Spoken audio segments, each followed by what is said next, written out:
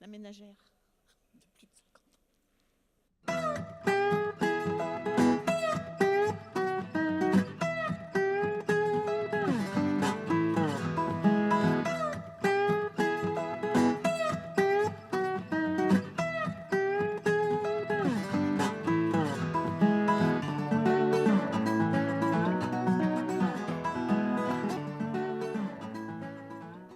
Et voilà, nous nous retrouvons pour continuer la présentation des derniers livres traduits en français des auteurs présents au Festival America, avec aujourd'hui sur ce plateau et sur ce plateau, je ne sais même plus combien de plateaux on a fait depuis ce matin, puisque ça s'enchaîne d'heure en heure et qu'on finira à 20h ce soir.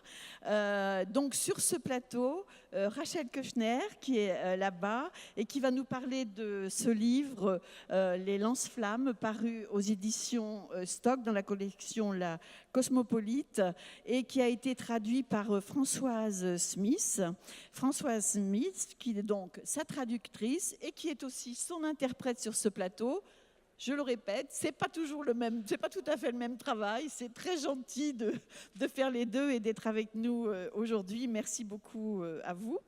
Alors, nous avons aussi sur ce plateau, et il faut que je vous les présente tous. Avant de vous présenter la libraire, j'aurais dû peut-être commencer, mais à côté d'elle, vous avez Brian Hart, qui va parler de ce livre Au bord du monde, paru aux éditions du Seuil, traduit par Charles Recoursé et qui sera traduit sur ce plateau. Merci à Peter d'être là, par Peter Steiner.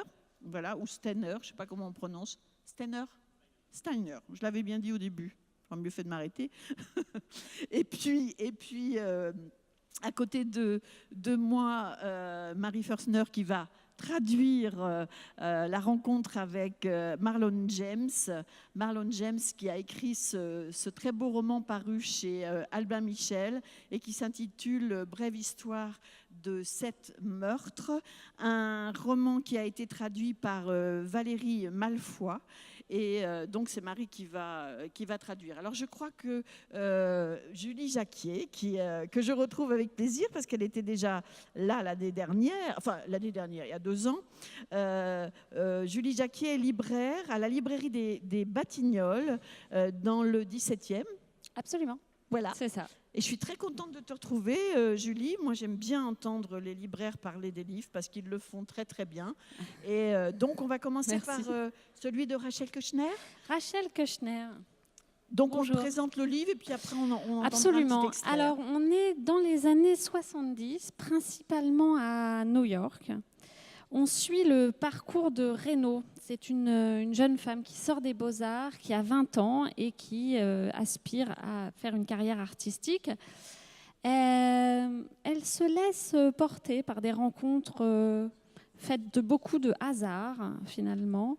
Et elle va aller jusqu'en Italie. Ça va la porter en pleine dans les grandes manifestations à Milan, à Rome, et en pleine année de plomb.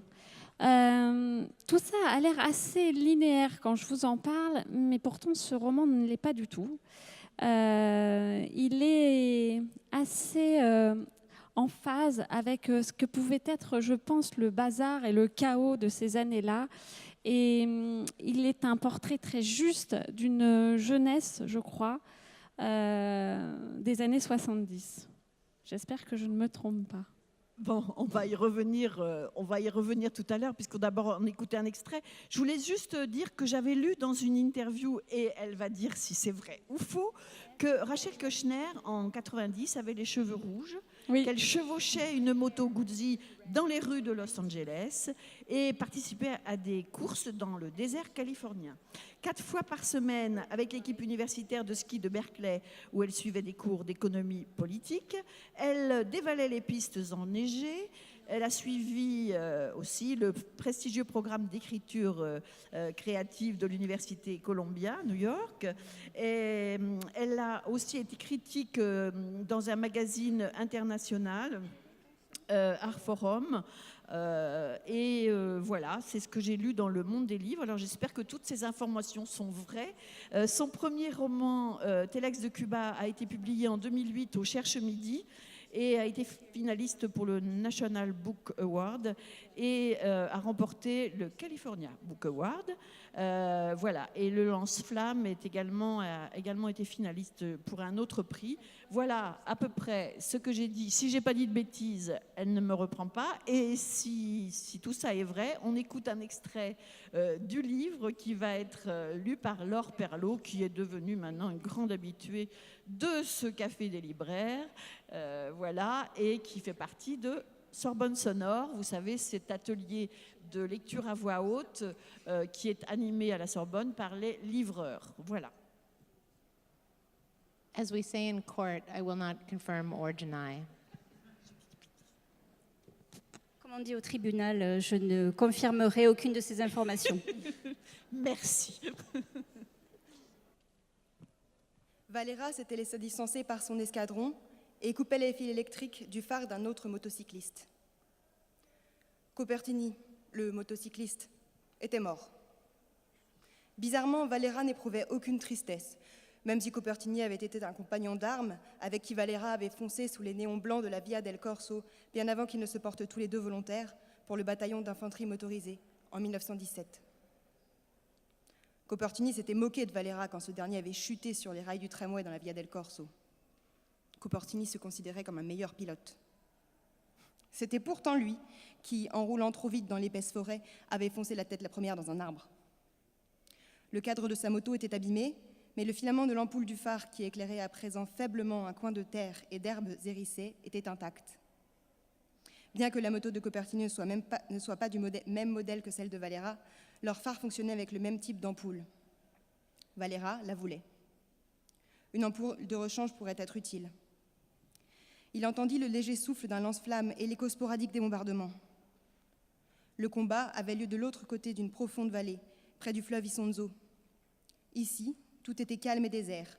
On n'entendait que le bruit argentin des feuilles remuant au gré du vent. Ayant garé sa moto, laissé son fusil Carcano attaché au porte-bagages, Valera s'efforçait d'arracher le phare qu'il tordait et forçait pour les détacher du support. Il résistait. Valera tirait sur les fils qu'il maintenait en place quand un homme surgit de derrière une rangée de peupliers, indéniablement allemand dans son uniforme vert et jaune et sans casque, tel un joueur de rugby jeté dans la mêlée. Merci pour cet extrait donc, du début du livre. Et voilà, Julie, c'est à toi de jouer. Alors Rachel, on est ici réunis autour d'un thème qui est la fureur de vivre. Vous avez choisi un personnage qui a 20 ans. Pourquoi cette jeunesse plutôt qu'autre chose ?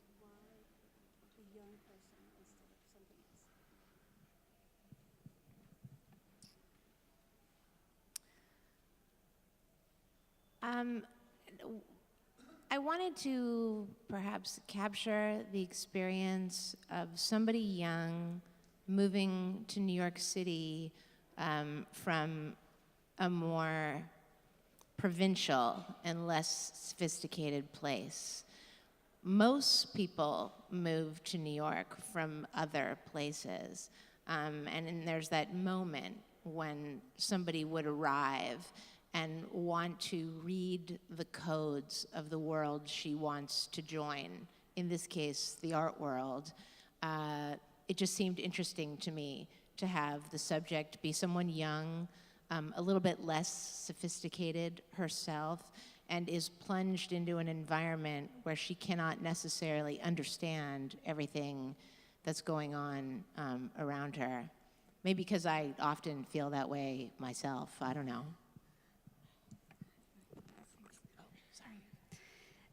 J'avais envie de me mettre dans la peau d'un personnage jeune, de capturer son expérience. Quelqu'un de jeune qui déménage à New York et vient d'un endroit bien plus provincial, en l'occurrence le Nevada, et capturer le moment où ils arrivent dans une grande ville, en l'occurrence New York, et ils essaient de lire, de déceler les codes en vigueur dans le monde dans lequel ils ont envie d'évoluer. En l'occurrence, c'est le monde de l'art à New York dans les années 70. Et ce personnage n'a pas encore acquis une certaine sophistication intellectuelle qui lui permet de déceler et de lire les codes en vigueur. Elle ne comprend pas tout, ça apporte une certaine fraîcheur. Just want to add something. Also, I tend to find older people, like people my age, boorish, neurotic, and egotistical. And they're great as symptoms and affects in a novel, but in terms of really occupying somebody's consciousness, she was more attractive for me as a subject.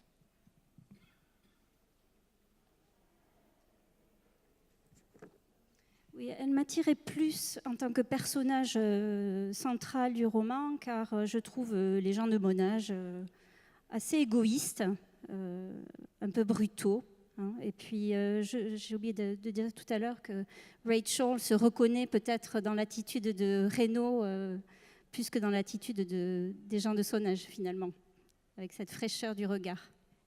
Elle est à la fois effectivement naïve, elle peut même être un peu cœur d'artichaut. Et en même temps, elle est dingue de vitesse, de moto. Elle a un mélange d'ambition artistique et je trouve très intéressant cette manière qu'elle a de ne pas vraiment choisir, d'espérer que les choses vont se faire toutes seules. C'est aussi ça d'être jeune, tout est possible.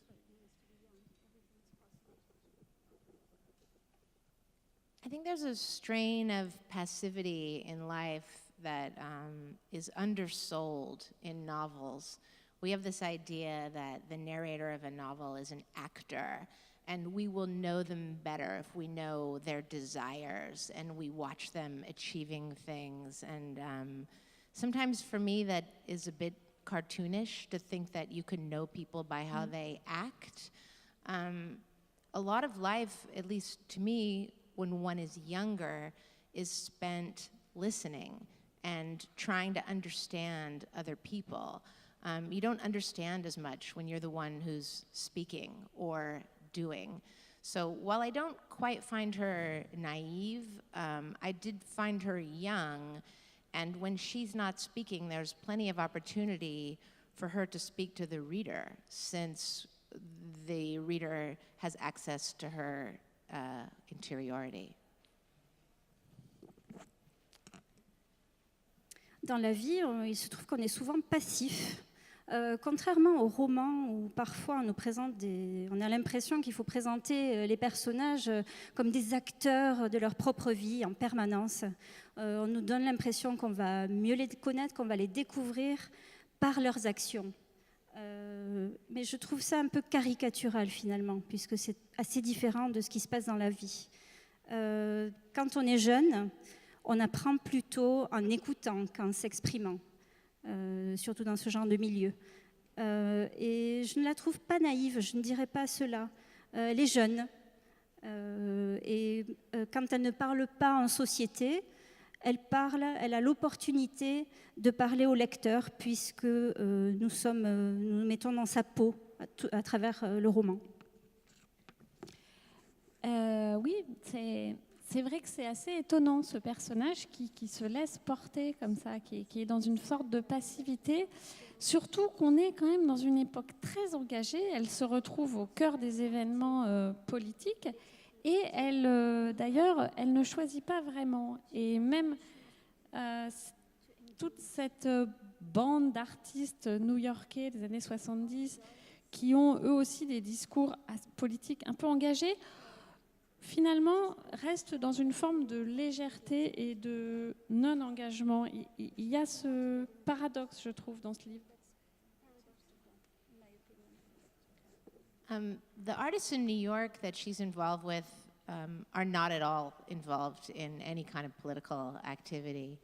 They're involved in the art world, which is a separate thing, and their concerns are conceptual and not political. So maybe I misunderstood the question.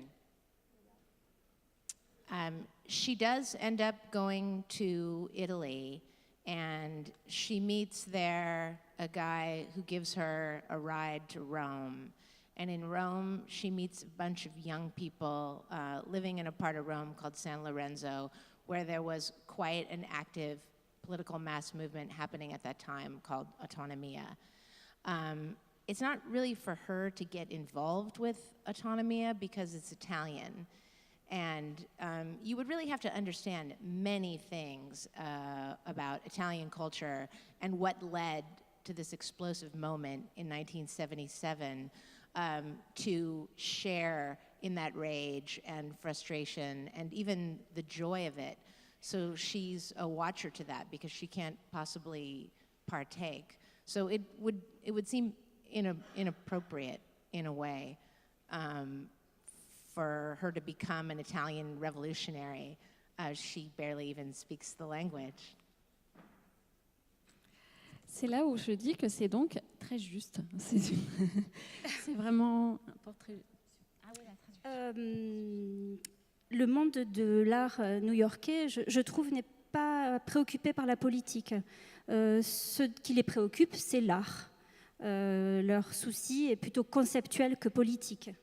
Reno, effectivement, la narratrice, se retrouve en Italie par un concours de circonstances et elle rencontre un homme qui la conduit à Rome, où elle fait la connaissance d'un groupe, d'un mouvement gauchiste de jeunes gens très engagés politiquement. Mais elle n'a absolument pas la culture qui serait nécessaire pour comprendre ce qui se passe à Rome dans ces mouvements gauchistes. Elle se contente d'être un témoin de ce qui s'y passe. Et ça aurait été malvenu, je pense, de la transformer en héroïne militante en Italie, puisqu'elle parle à peine italien. Voilà, bon, on s'arrête là, c'est ça? D'accord, donc écoutez, je pense que vous allez découvrir cette histoire assez étonnante. Juste peut-être une question, comment vous est venue cette idée de la faire, d'abord cette jeune fille qui arrive donc d'un milieu plutôt, comment dire, très éloigné de la ville, qui va faire cette première rencontre avec cette vie très bouillonnante dans ces milieux artistiques et tout ça, comment vous est venue l'idée de la transporter justement en Italie, à Rome, au moment de ces événements? Vous aviez envie aussi de parler de cette période italienne particulièrement dure? Yeah, when I started writing the book, it was originally conceived of as a novel about the art world in New York City in the 1970s. But as I was writing it, I began meeting people in Italy, all of whom had been involved in Autonomia. Some much more openly, and some of them were in actually armed militant underground groups. I met them now when they're no longer participants in that. You know, one of them is a publisher and another one runs an art gallery. But the more I asked people about Italy in the 70s, the more interesting it seemed to me. And sometimes the proximity in time alone, I think, is enough to bring two things into the same realm. Like going back to her not being involved in the politics, it's sometimes artificial to involve your character in the historical context of their time simply because they're your fictional character. I'm really interested in how a context of history can be happening, but a character might be somewhat oblivious to it. There's a world land speed record holder, very famous, named Craig Breedlove from the 70s and 60s. And his shop was in Watts, California. And when the Watts riots happened in 1967, in his diary, he just says, you know, that they had to close shop and play miniature golf for 3 days. And that's his relationship to the riot. It's totally bizarre. And yet it's also truthful that he was not involved in this history. So she goes to Italy and does witness this, this epic in this period and time. And it was basically something that I know a lot about, and I wanted to write about it, and I think it's important and interesting, and it really hadn't been portrayed in many novels, even Italian novels.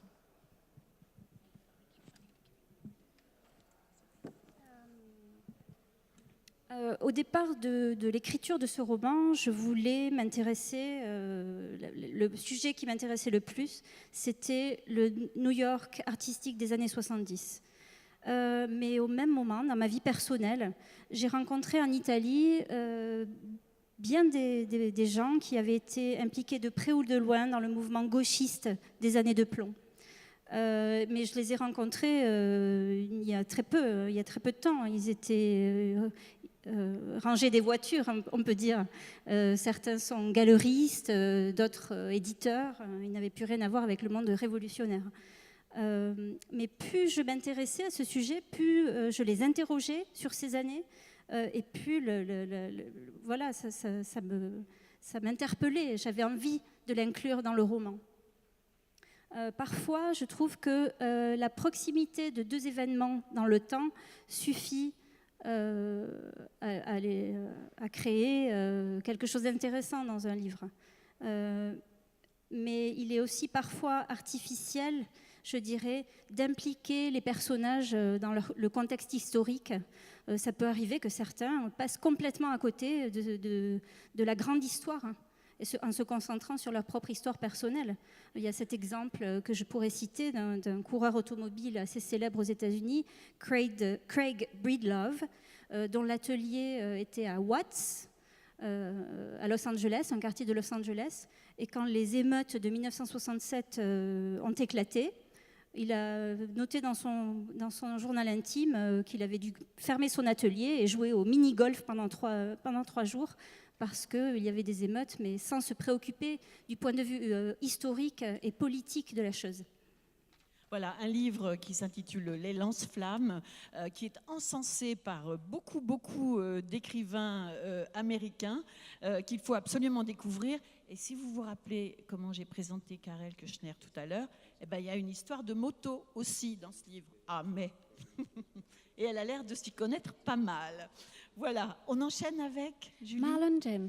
Marlon James, voilà, une brève histoire de 7 meurtres, roman paru chez Albin Michel, gros roman encore, que nous allons découvrir avec un petit extrait dans quelques minutes, mais auparavant, juste peut-être un petit mot sur l'auteur.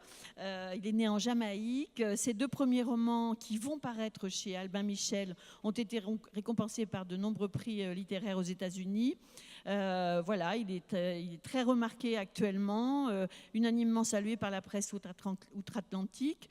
Brève histoire de 7 meurtres a été couronnée par le Man Booker Prize 2015, attribué pour la première fois, et c'est bien de le signaler, à un auteur jamaïcain. Alors, juste un petit résumé de ce livre, si possible. Mais bien sûr. C'est facile, c'est très facile. Enfin, en tout cas, savoir un peu de quoi ça parle. Et puis après, oui, c'était un gros morceau de littérature, 857 pages pour la version française, 75 personnages au moins. Cette brève histoire de 7 meurtres, eh bien, c'est une fresque épique, hein, comme on dit, dans la Jamaïque des années 70 jusqu'aux années 90. Donc je ne sais pas s'il existe une version longue. En tout cas, grâce au style de Marlon James, on traverse ces 2 décennies au rythme endiablé du reggae, du hip-hop. Voilà, amateurs de James Ellroy, et ils sont très nombreux ce week-end. Allez-y, tranquille, c'est de la bonne, j'ai envie de vous dire. On écoute d'abord un extrait. Hein. Alors, c'est Katia Savotskaya qui va nous en lire un extrait avec son charmant petit accent. Je sais que j'avais 14 ans. Ça, je le sais. Je sais aussi qu'il y en a beaucoup qui parlent trop, surtout l'américain, qui la ferme jamais, à part qu'il rigole chaque fois qu'il cause de toi. Et c'est bizarre d'entendre citer ton nom avec ceux de gens qu'on ne connaît pas du tout. Alain de Lumumba, un homme qui sonne comme le pays natal de Kunta Kinte dans le feuilleton Racine. L'Américain se cache la plupart du temps derrière des lunettes noires, comme si c'était un prédicateur d'Amérique venu parler aux Noirs. Lui et le Cubain, ils viennent jamais ensemble.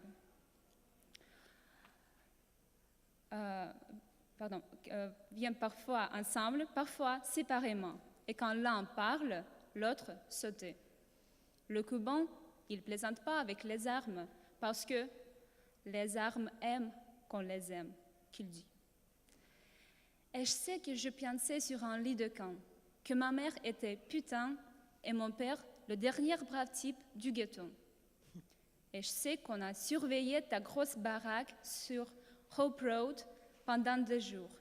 Et à un moment donné, tu viens nous parler comme si tu étais Jésus et nous, Judas Iscariote.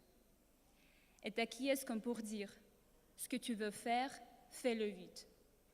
Mais je ne me rappelle pas si on me l'a raconté aussi, je te vois aller sur la vérande derrière la maison pour manger un quartier du fruit, de l'arbre à pain. Et elle, qui sera digne de nulle part, comme si elle avait un truc important à faire dehors à cette heure-ci, et qui est choquée, tellement choquée par ta nudité, puis elle tend la main vers ton fruit parce qu'elle veut y goûter, même si les Rastas n'aiment pas les femmes faciles, et vous faites le midnight shaving, et je m'en l'empoigne, et moi aussi je m'en fais du bien, et ensuite t'en fais une chanson. Merci. Merci Katia. Alors voilà, Alors voilà. il n'y a plus qu'à Donc, faire. alors, Julie. dans cet extrait, le personnage s'adresse à un chanteur, Bob Marley, puisque quand même, il y a un grand fil rouge. C'est une tentative de meurtre sur Bob Marley qui a eu réellement lieu en 1976 et 75 personnages vont être atteints d'une manière ou d'une autre par cette tentative de meurtre. Comment on comment on écrit un livre comme celui-là? Est-ce que c'était une petite nouvelle et d'un coup un chapitre s'ajoute à l'autre, ou vous avez fait un grand plan schématique de tout ce qui allait se passer? Oh, I didn't have a plan at all. It was a small thing. I set out actually to write my shortest novel. I was writing. It's funny enough, I was reading actually quite a few French novels. I was reading this writer Jean-Patrick Monchette, Oh oui, and Fatal is so small. so small. And I'm trying to write a Fatal. Exactly the same thing. Yeah. And what happened was I kept trying to write these short novels, and I couldn't finish them. And I couldn't get very far with them. And I started one with a hitman from Chicago. And then Bam Bam, who we just heard from, was the second character I created. And I kept writing these singular books that weren't connected to each other. And remember being frustrated, and I had dinner with my friend Rachel, and I said, I don't know whose story this is. And she says, why do you think it's one person's story? When last have you read William Faulkner's As I Lay Dying? And that was sort of the eureka moment. I went back and read it, and I realized, oh, it's a novel with several characters. And it didn't start out with Bob Marley's at the center, and then it branched out. It started out with the branches, and I realized there was a tree there, and it was Marley. He was one of the last elements in the book. But I did start out trying to write something really short. Eh ben en fait, non. Je n'avais pas de plan du tout quand j'ai commencé à écrire ce roman.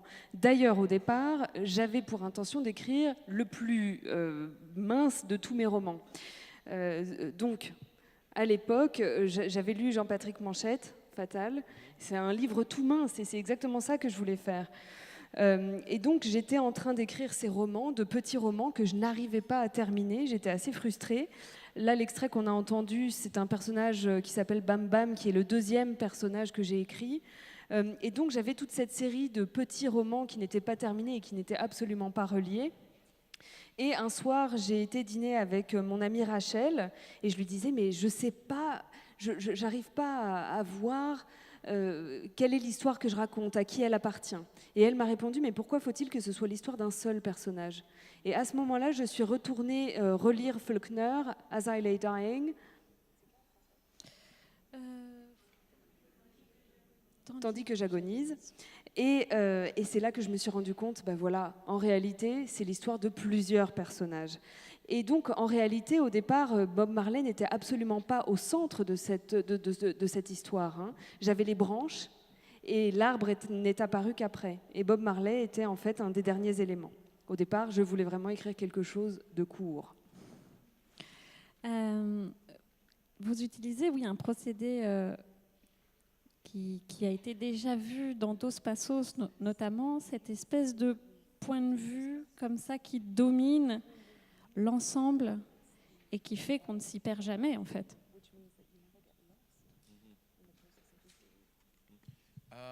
That's funny because I got lost in the process of writing it. I had to really pay attention to structure. I actually had a chart on the wall, well, in a notebook and then on the wall with different characters. And it was a row, like each character and then in a column with each time of day, so I know where everybody is at a certain part of the book. Most of that didn't come into the book. But had I not done that, I think I'd have gone crazy. Or I'd do something where I'd start playing favorites with characters. Because there's some characters I like more than others. And if I didn't sort of force myself into this kind of discipline, it would be 800 pages about a hitman from Chicago. So yeah, I had to really pay attention to structure so I could pull it off. En tout cas, moi, je me suis perdue pendant l'écriture, hein, ça c'est clair. Donc j'ai dû faire très très attention à la structure du roman pendant que j'écrivais, à tel point que j'avais donc un cahier et ensuite j'ai tout retranscrit d'ailleurs sur un mur où j'avais une carte avec des colonnes pour chacun des personnages, chaque jour, chaque heure, qui était où. Donc la grande majorité de toutes ces informations n'est pas apparue dans le roman au final, mais si j'avais pas eu ça, je serais devenue complètement dingue. Ou alors sinon, je courais le risque de n'écrire que mes personnages préférés, puisqu'il y a des personnages que je préfère à d'autres. Donc il a fallu que je m'impose cette discipline pour ne pas écrire n'importe quoi. Moi aussi, j'ai eu quelques grands coups de cœur sur certains personnages, et notamment sur la Nina Burgess. J'aime son côté volontaire. Elle va de l'avant, coûte que coûte. And with her, I think it just sort of happened that way. When I first wrote her, I didn't think she was going to end up being one of the characters that makes it to the end of the book. But she's just some of the things, you know, they're sometimes with Jamaica, all you can do is survive. And I think she sort of embodies that more than any other characters. She's certainly not one of the 7 being killed, but and it was interesting just writing her, because through her, maybe more than any other character, Nina was the lens through which I could talk about Jamaican society. I could talk about class, I could talk about race, you know, gender, talk about what happens when you're educated enough to be a part of the rich class, but you don't have the money. And what happens when you have run out of options, and what do you do? How do you, what kind of life you end up with? And she was really, she was a great sort of lens to really talk about Jamaica and America in that way. Tout à fait. It was also a lot of fun to write. Alors avec Nina, ça a été un petit peu particulier. Quand j'ai commencé à l'écrire, je ne savais pas qu'elle ferait partie de ceux qui survivraient au roman. Et souvent, en réalité, en Jamaïque, c'est exactement ça qui se passe. On ne peut que essayer de survivre. Et avec elle, c'est ça qui s'est passé. Et c'est avec elle, plus qu'avec aucun autre personnage, que j'ai pu montrer ce que c'était que vivre en Jamaïque. C'est grâce à elle que j'ai pu montrer ce que c'était que la société jamaïcaine, quels étaient les problèmes de classe, les problèmes de race, les problèmes de genre, qu'est-ce qui se passe quand on est éduqué, suffisamment éduqué pour atteindre la classe sociale riche, mais qu'on n'a pas d'argent. Ce qui se passe quand on n'a plus d'options, qu'est-ce qu'on fait à ce moment-là? Donc, à travers son point de vue à elle, j'ai pu décrire ce que c'était que la société jamaïcaine et américaine d'ailleurs de l'époque. Et en plus, c'était génial de l'écrire. C'est sûr que ce n'est pas ces agents bras cassés de la CIA qui auraient pu nous expliquer ce qu'était la Jamaïque, ni d'ailleurs même ces journalistes fort attachants, mais qui reste complètement à côté de la plaque. La Jamaïque est difficilement lisible, j'ai l'impression. Yeah, Jamaica is difficult to read, and one of the things I wanted to talk about and poke fun at is the person, and they're usually American, who think they can figure out other countries. In Jamaica, there's always that person who goes, "I'm not like everybody else. I know the real Jamaica," and I'm like, "Congrats, because I was born there and I don't know it."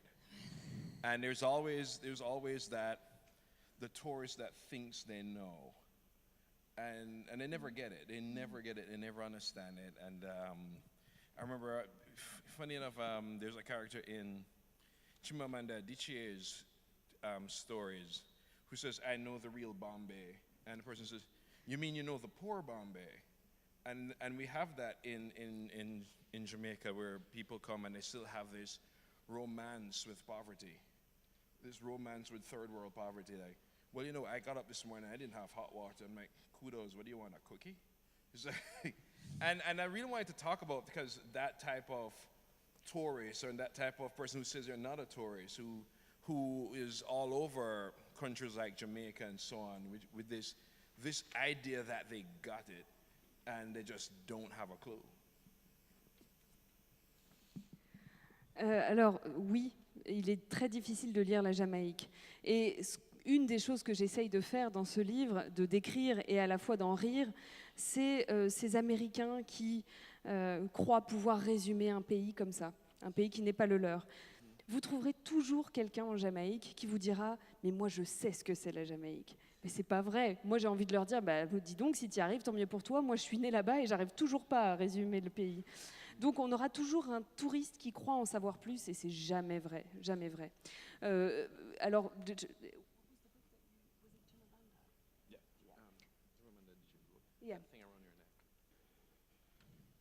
alors le livre de Chimamanda, je connais pas le titre en français. Autour de mon cou. Autour de mon cou. En tout cas, cette écrivaine nigériane qui a écrit un roman, Autour de mon cou, dans lequel quelqu'un dit « mais moi je sais ce que c'est le vrai Bombay ». Et l'autre personnage lui répond « qu'est-ce que tu veux dire par là? Tu connais le Bombay pauvre ?» Parce qu'on a toujours cette idée vraiment romantique de ce que c'est que la pauvreté. Ma foi, quelqu'un qui va dire « ah bah oui, dis donc, je me suis réveillée ce matin, j'avais pas d'eau chaude. » Bravo, qu'est-ce que tu veux que je te dise? C'est pas ça la pauvreté. Donc voilà cette idée que les gens pensent avoir tout compris de la Jamaïque et c'est impossible de tout comprendre de la Jamaïque. Mais Marlon, c'est aussi valable pour beaucoup d'autres pays parce que cette Amérique que nous présentent les écrivains qui sont ici est assez souvent très différente de l'image qu'on en a aussi. Donc merci à vous les écrivains de nous donner une idée un peu plus précise des choses. Voilà, on rappelle le titre de ce livre. Les très brèves. Difficile d'en parler en... Histoire de 7 meurtres. Très brève histoire de 7 meurtres. Voilà le petit livre que pensait faire Marlon en commençant et qui est devenu celui-ci. Voilà. Donc on enchaîne maintenant, Julie, avec le livre de Brian Hart, Au bord du monde, paru aux éditions du Seuil. et qui a été traduit, je le rappelle, par Charles Recourcé et dont tu nous donnes un petit aperçu. Oui, grand changement de décor, grand changement d'époque. Nous sommes au bord du monde, à la fin du siècle dernier, le 19e, au début de la société industrielle. Le roman se tient tout aux confins de l'Amérique. Tout se passe au port. Bourgade qui n'a même pas encore vraiment de nom et qui se développe grâce à l'exploitation forestière. C'est l'histoire de celles et de ceux qui luttent dans cette fange de boue et de pluie. Un roman donc des confins où chaque personnage va se trouver face à des choix qui mettront en lumière leur bonté ou leur violence. Voilà. Et ce que je disais tout à l'heure, c'est une autre vision de cette Amérique que l'on mythifie parfois. Que l'on croit connaître. Brian Hart est né dans l'Idaho. Il a été charpentier, maçon, soudeur, marin-pêcheur, gardien d'immeuble et commis de cuisine avant de se consacrer à l'écriture. Au bord du monde est son premier roman à paraître en France. Et je continue à me poser cette question. Comment peut-on faire autant de petits métiers et tout à coup devenir écrivain comme ça ? Moi, je veux connaître la méthode. On écoute tout de suite un extrait du livre qui va nous être lu par Sébastien Pires-Léal. Voilà.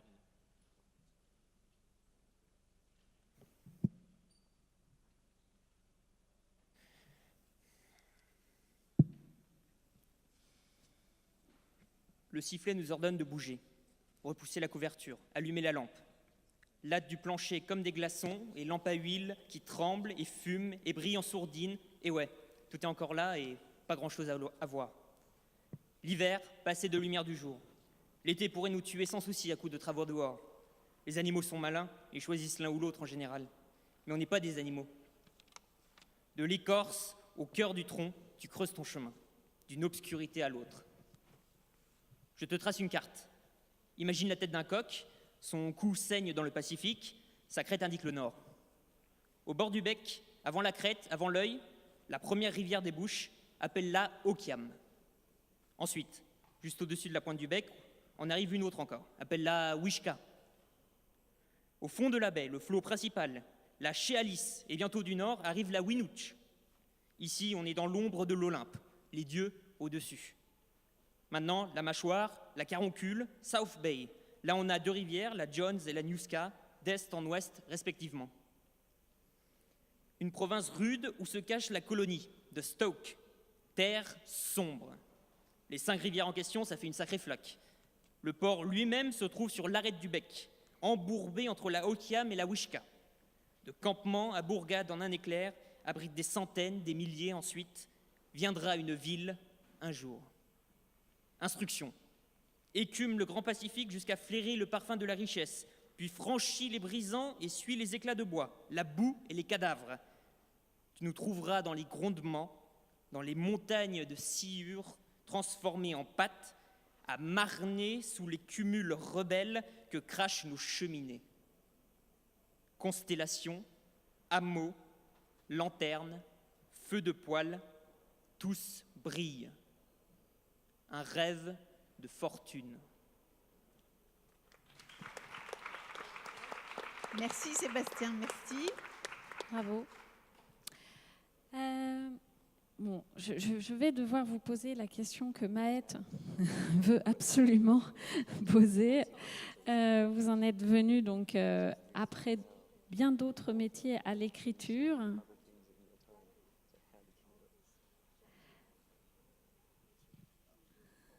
Well, I guess I came to it slowly. I did do a lot of different things. I was writing during that time, but not in the way that I do now, not getting up early, being stubborn about it. I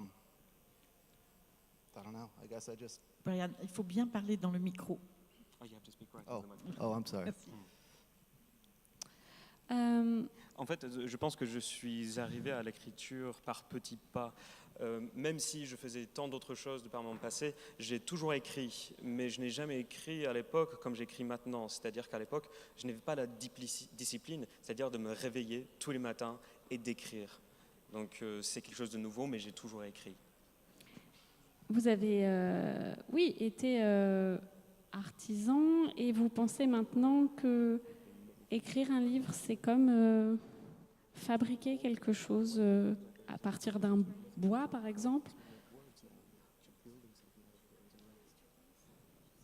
I think that's kind of a romantic idea. I still build houses, and it is not like writing books. Writing books is fabulous. Building houses is odious, to say the least. There's skill that you learn along the way. There's people that you meet that you admire, but I think they're two separate things. Je pense qu'en fait, c'est une idée un peu romantique de ce que c'est être écrivain, parce qu'en même temps, je continue à construire des maisons avec mes propres mains, et j'écris en même temps, et je trouve que construire une maison, c'est quelque chose d'abominable. Je déteste construire les maisons. Par contre, écrire, j'adore écrire. Et je pense que tous les deux nécessitent des compétences qu'on acquiert au long de la vie. Et on rencontre des personnes qu'on peut adorer, qu'on peut avoir, pour qui on a de l'estime. Mais je pense que non, ce n'est pas tout à fait la même chose. Vous avez décidé donc de placer votre roman au milieu de ces exploitations forestières. Quelle civilisation peut se construire sur la destruction massive d'un environnement naturel, de ces arbres séculaires?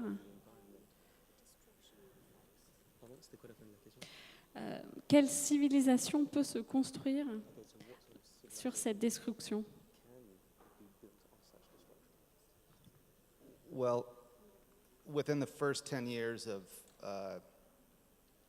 basically white settlement in the harbor, enough lumber mills were built to export like 200 million board feet every year. And this was cutting trees that were 13 feet wide at the bottom, at the butt, with hand saws and axes, and moving them with oxen. It was a remarkable feat.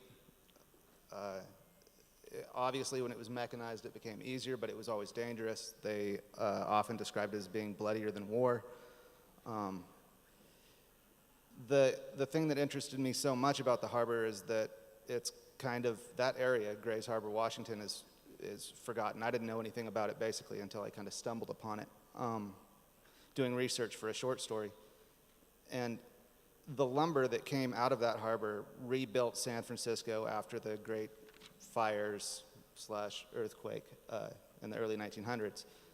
And in so doing, we see where San Francisco is now, and we all have the phones in our pocket. So the answer to what comes from all that destruction is basically, a muddy hillside and a bunch of cell phones.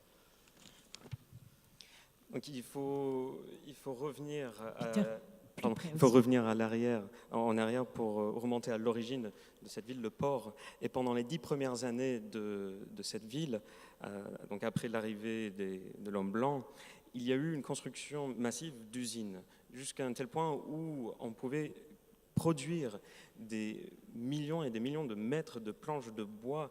Et pour ce faire, il fallait élaguer, il fallait abattre des arbres à main nue, pas à main nue, mais en fait, c'était pas une industrie industrialisée. C'était avec des scies à main, c'était avec des haches, et c'était une industrie très, très violente parfois. Bien sûr, avec l'industrialisation de cette industrie, les choses se sont améliorées un peu, mais les hommes de l'époque faisaient le rapprochement entre cette industrie et la guerre en disant que parfois, c'est pire que la guerre, c'est plus violent que la guerre. Et cet endroit, le port, se trouve dans l'État de Washington, et c'est un endroit qui est oublié. En fait, moi, je l'ai redécouvert quand j'étais en train de faire des recherches pour une nouvelle que j'écrivais, et j'ai découvert cet endroit. Et tout le bois qui est sorti de ces usines a été utilisé pour reconstruire la ville de San Francisco qui a été presque détruite après le grand feu et le tremblement de terre du début des années du XXe siècle. Donc finalement, pour répondre à la question, quelle est la civilisation qu'on peut construire avec autant de destruction? C'est la ville de San Francisco de nos jours, où il y a des collines de boue et tout le monde avec un téléphone portable dans la poche.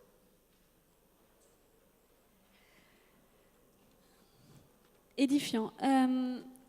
Les personnages de votre roman sont toujours pris entre des forces contraires, me semble-t-il. Ils doivent toujours faire des choix, mais qui les enferment plus qu'ils ne les libèrent. Mais ils avancent coûte que coûte eux aussi.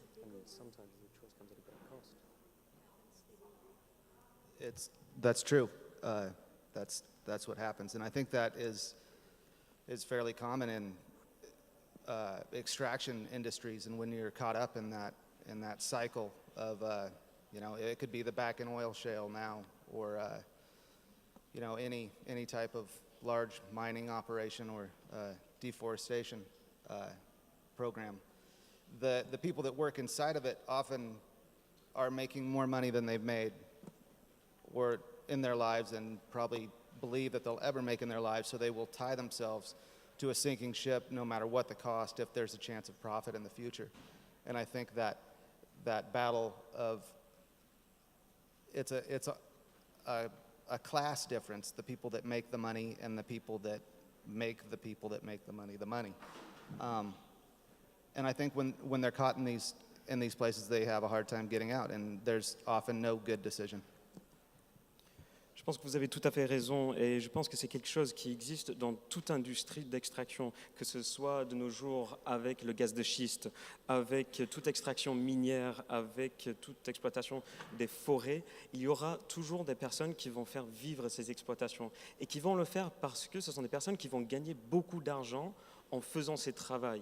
Et ils arrivent à un moment où ils se disent « mais en fait là j'ai gagné beaucoup d'argent, et même avant et même après, je ne vais pouvoir faire aucun autre métier qui me permettrait de gagner autant d'argent ».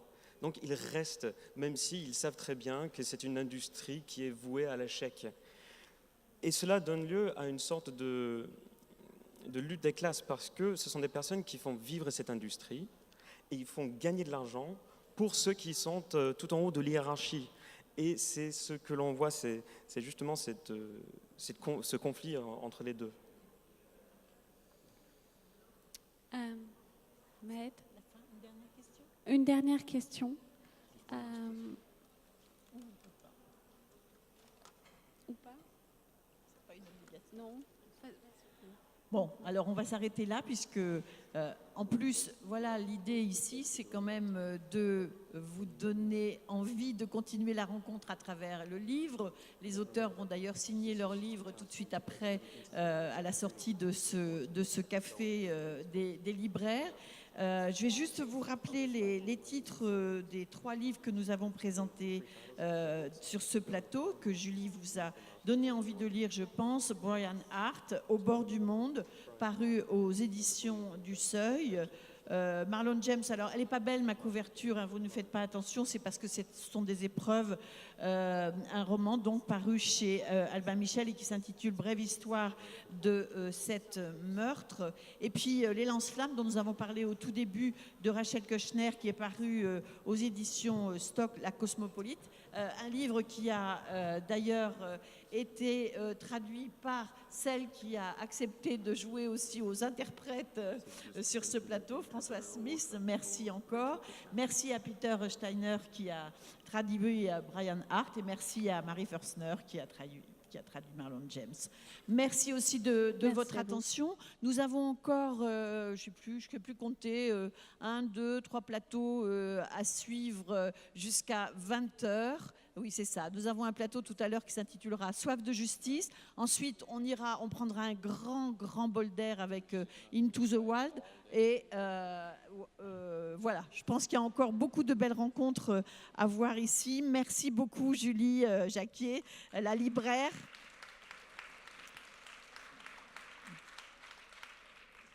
donc Julie, je l'ai dit tout à l'heure, qui est libraire à la librairie des Batignolles dans le 17e. Et merci à vous de